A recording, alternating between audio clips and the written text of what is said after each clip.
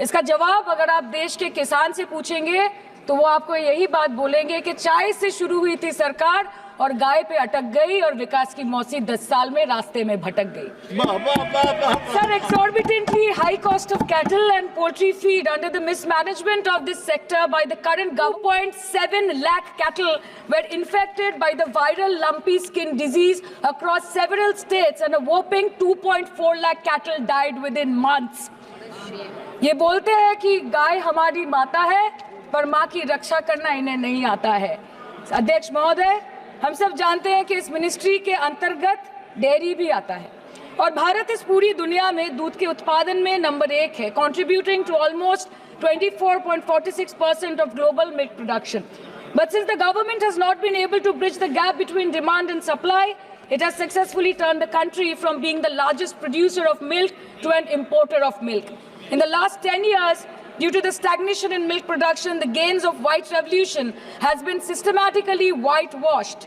The dairy farmers are forced to throw buckets of milk on the highway protesting against meager remuneration for their produce.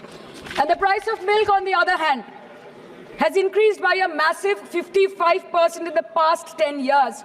It was rupees 36 per litre in 2014 and now rupees 56 per litre in 2024.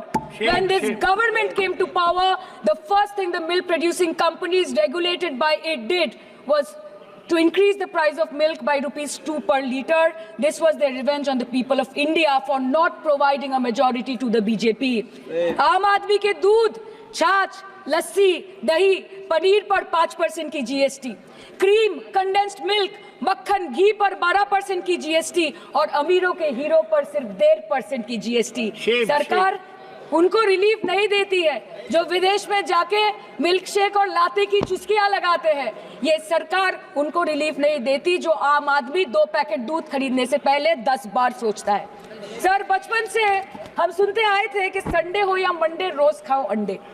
India rank 2nd in egg production in the world और अंडे का फंडा यही है sir कि भारत के बच्चों के किस्मत में महीने में एक अंडा नहीं मिलता। मिड डे मील के चलते हफ्ते में अगर एक आध अंडा मिल भी रहा था तो कहीं धर्म के नाम पे तो कहीं महंगाई के चलते उसे बंद करने की मांग उठ रही है।